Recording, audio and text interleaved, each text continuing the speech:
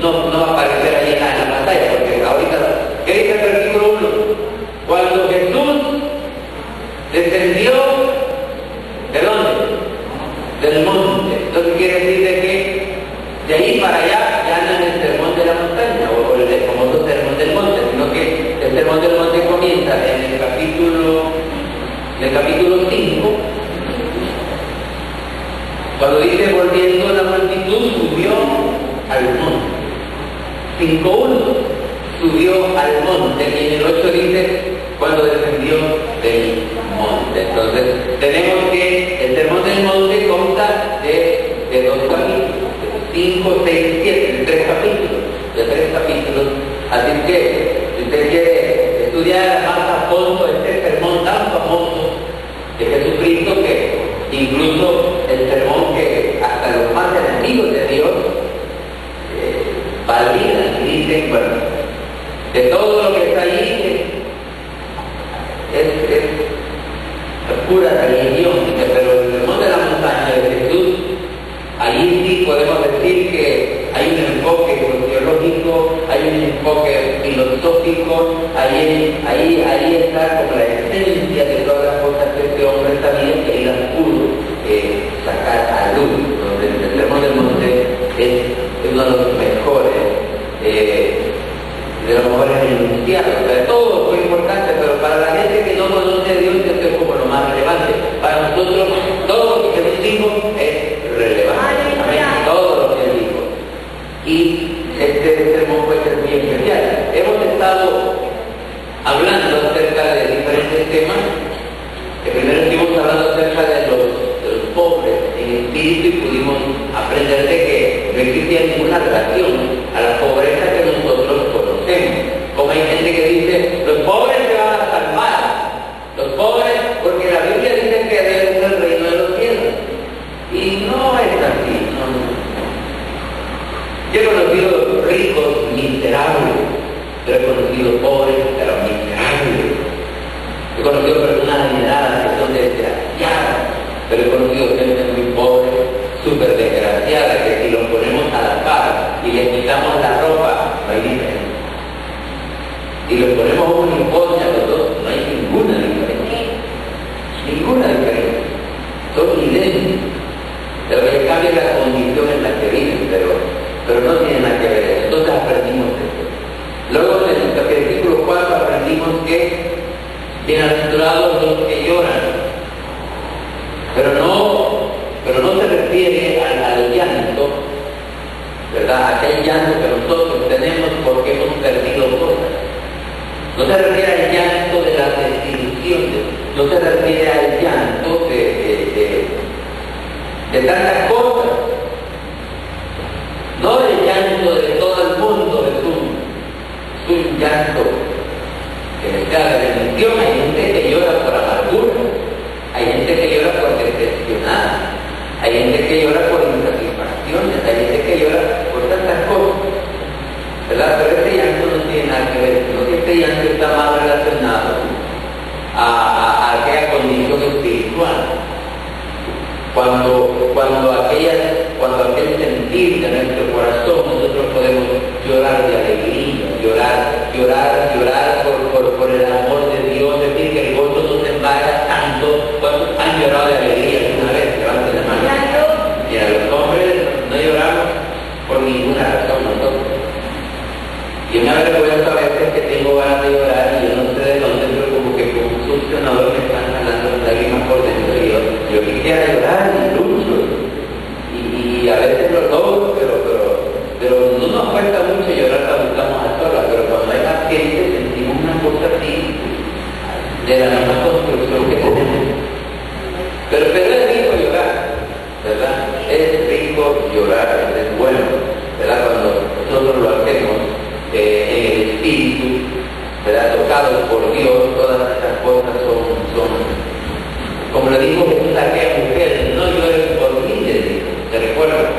En el Vía Crucis, en el Calvario, no lloren por mí, te digo, lloren por ustedes, así de que, porque Jesús no necesita nuestro llanto, pero para nosotros sí puede ser muy útil. Así de que, luego vimos acerca de la mansedumbre mansedumbre. La hermana Sandra estuvo compartiendo, ¿verdad?, acerca de la mansedumbre y realmente pues es interesante, ¿verdad?, cuando hablaba de la mansedumbre. Y cuando hablamos de mansedumbre estamos hablando de humildad. Y mencionaba también que la mansedumbre es el equilibrio entre la ira y la quietud, digamos así. Entonces ser manso no significa, como decía ella, ¿verdad?, no significa ser, pues no sé si lo digo verdaderamente, pero ser manso no significa ser menso, como usualmente a veces decimos. Una persona mansa no es aquella persona que le escurre la saliva, que tiene la mirada fija, ya que para caminar tambalea. Eso no es ser humano. Eso es tener muchos problemas. Entonces la mansedumbre es una condición, como vimos, del espíritu, es decir, que es un fruto del espíritu. Así es de que tenemos que aprender a ser mansos. Y me recordaba yo entre las hermanas, hablaba de esto, pensaba yo en el mar. Cuando dicen, hoy el mar está manso, pero si usted va al mar, siempre hay olas, siempre hay tumbos. Pero este está manso, ¿por qué? Porque se está moviendo de la manera, la actividad que tiene es normal. Pero cuando dicen, hoy el mar está bravo, aquí las cosas se hacen por difícil. Significa que hasta bañarse puede ser un riesgo, entonces, pero cuando está manso es cuando siempre hay olas, siempre hay tumbos, siempre hay movimientos. Entonces el estar manso no significa el estar amarrado, el estar inactivo, el estar inmóvil, no tiene ninguna relación. Más bien tendría que cambiar de la última vocal, ¿verdad?, o la segunda o la primera vocal, pero no tiene ninguna relación. Así que quería mañana vamos a hablar acerca del versículo 6, hambrientos y sedientos. Después yo al título de esta mañana, hambrientos y sedientos. Y esta bienaventuranza, que quiere decir dichosos, de repente dichosos o felices. Dice, la palabra de Dios dice, bienaventurados los que tienen hambre y sed de justicia, porque ellos serán saciados. Ahora, cuando hablamos de hambre, sed de justicia, no estamos aquí nosotros refiriéndonos a esa justicia que en el mundo nosotros conocemos. No nos estamos refiriendo a que vamos a salir a la calle a exigir justicia social, a exigir igualdad y a hacer tantas cosas en rebelión contra el sistema para hacer valer nuestros derechos. Por eso es que hay muchos políticos que dicen de que la religión entonces a la gente.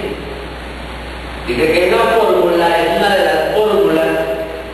las fórmulas efectivas para mantener a un pueblo subyugado. Y son 4, pero no las voy a mencionar, sino que entre una de ellas está la religión.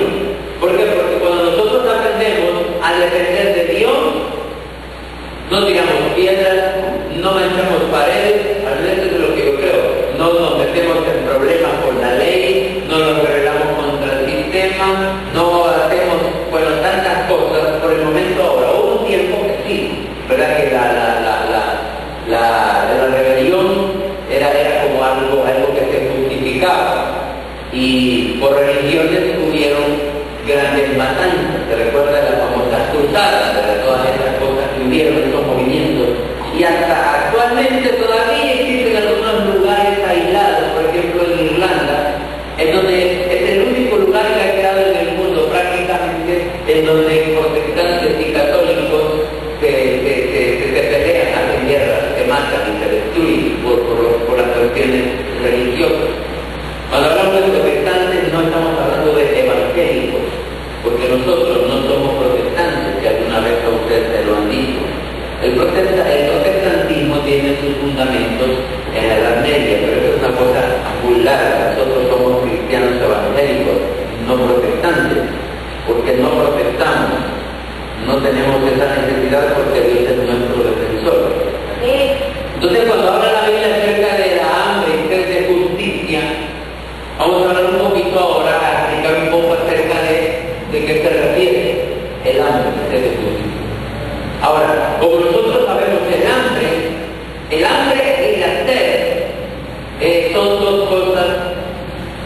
decir naturales. Son dos necesidades biológicas que nosotros tenemos. Y para la par del hambre hay otra cosa, dos cosas que son parecidas, como lo es el apetito y en el otro caso extremo, la gula. Que en este último, la gula, fue considerado por muchos teólogos como uno de los pecados capitales, la gula. Pero el apetito, fíjense que dice que el hambre, dice el diccionario de la Real Academia, que es la necesidad de comer.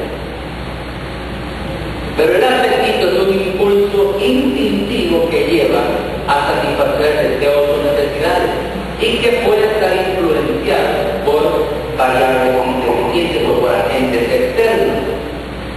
Yo no sé cuántas veces le ha pasado que usted no tiene hambre, pero de repente le llega un olor de algo y se le abre el apetito. Entonces, quizás acaba de almorzar, quizás quedó satisfecho, pero de repente hay más de alguna cosilla por ahí que a usted le fascina mucho y decimos nosotros, ¿verdad? Como personas muy inteligentes, me ha quedado un huequito por aquí.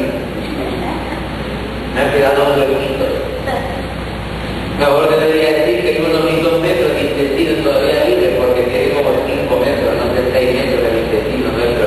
Entonces, y a veces mucha gente le damos mucha importancia al apetito y no al hambre, es decir, que vivimos más que todo para satisfacer el apetito y no para saciar el hambre. Entonces, bueno, en esto hay mucho que hablar, pero no es la idea. Pero la Biblia dice, bienaventurados los que tienen hambre y sed de justicia. Y en esto yo quiero decirle que cuando hablamos de hambre no nos estamos refiriendo a personas que no tienen que comer. Porque si no, los hermanos aquí, los africanos, ellos pueden andar porque ellos tienen hambre, tienen mucha hambre. Con los hermanos hace poco tuvimos una conferencia con un grupo de servidores ahí en Guatemala donde habían delegaciones de Malawi, de Zimbabue, de Ghana, no sé, también de varios lugares africanos. Ellos presentaban los videos acerca de las cosas que ellos hacían en su lugar y cuando nosotros veíamos lo que ellos hacían y las condiciones en las que vivía la gente, uno se ponía a pensar y decía, realmente yo no soy muy agradecido porque nosotros no estamos en esta condición. No estamos en esta condición. Entonces, ahora también hay hambre de muchas cosas. Por ejemplo, ¿se recuerda usted de Abraham Lincoln, que era un hombre que tenía hambre de libertad? Él estaba en contra de la esclavitud y abogaba mucho por las personas de color porque eran sometidas. Teníamos también al otro que era un hermano en Cristo, que era Martin Luther King, un reverendo que él defendía mucho los derechos civiles también de las personas de color. Y a todas estas personas, su necesidad era tan grande de estas cosas que tuvieron que pagar con su vida, tuvieron que morir. Tanto Abraham Lincoln como Martin Luther King en Estados Unidos fueron asesinados, ¿verdad? por esa necesidad, por esa hambre que tenían ellos de justicia, de un trato justo contra las personas menos favorecidas. En este caso era nada más por una cuestión evidentemente racial. Pero también hay casos extremos, como en la tragedia de los Andes, allá en el año 1973. ¿Recuerda usted que un equipo chileno iba me parece que iba para Paraguay, o de Argentina para Chile, ¿no? De la